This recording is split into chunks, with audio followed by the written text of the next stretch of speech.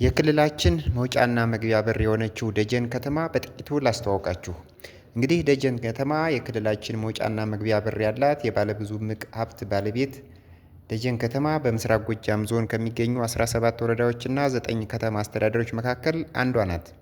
እንግዲህ ከተማዋ ከአዲስ አበባ በ229 ኪሎ ሜትር፣ ከባህር ዳር በ335 ኪሎ ሜትር እንዲሁም ከደብረ ማርቆስ ደግሞ በ70 ኪሎ ሜትር ርቀት ላይ የምትገኝ ከተማ ነች።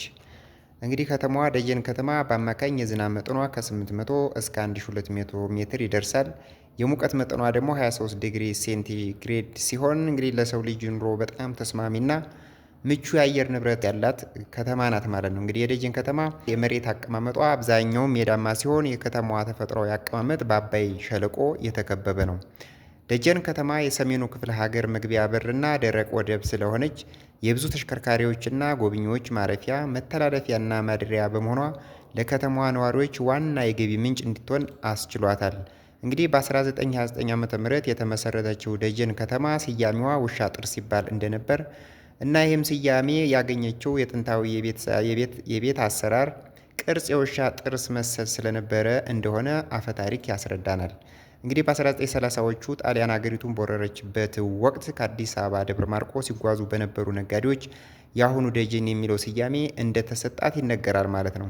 የደጀን ከተማ እንደ ከተማ እውቅና አግኝታ በ1936 ዓ.ም ማዘጋጃ ቤት ተቋቋመላት። በ1939 ዓ.ም የቤተ ክህነት ትምህርት እውቅና በነበራቸው ምርጌታዎች በዘመናዊ መልክ የአንደኛ ደረጃ ትምህርት በሳር ቤት ተጀመረ።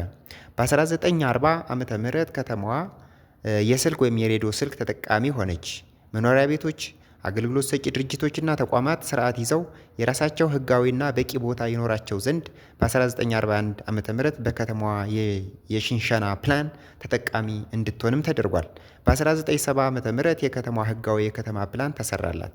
በዚሁ ዓመት ደግሞ ቀደም ሲል የቤተ ክህነት እውቀት በነበራቸው መርጌታዎች የተጀመረው የአንደኛ የመጀመሪያ ደረጃ ዘመናዊ ትምህርት ቤት አድጎ እና ጎልብቶ ከፍተኛ ሁለተኛ ደረጃ ትምህርት ቤት እንዲቋቋም ተደርጓል።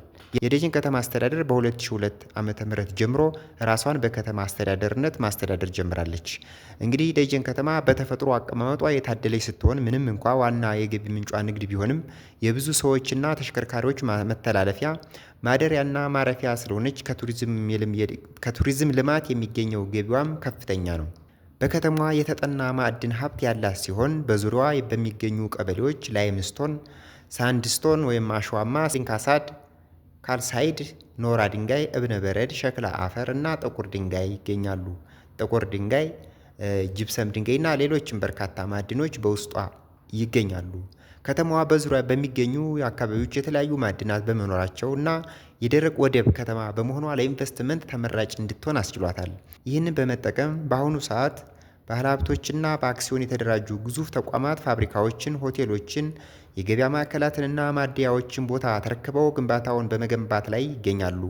አጠናቀው ወደ ስራ የገቡም በርካታ ፋብሪካዎች አሉ። እንግዲህ ከነዚህም ውስጥ አንደኛው የትመን ጂፕሰም ፋብሪካ፣ ታይም ጂፕሰም ፋብሪካ፣ ለጋና ሌሎችም በርካታ ጂፕሰም ፋብሪካዎች በውስጡ በርካታ ማዕድናትን በማምረት ለተጠቃሚዎች እያደረሱ በውስጡም በርካታ ሰራተኞችን ይዘው እየሰሩ ይገኛሉ።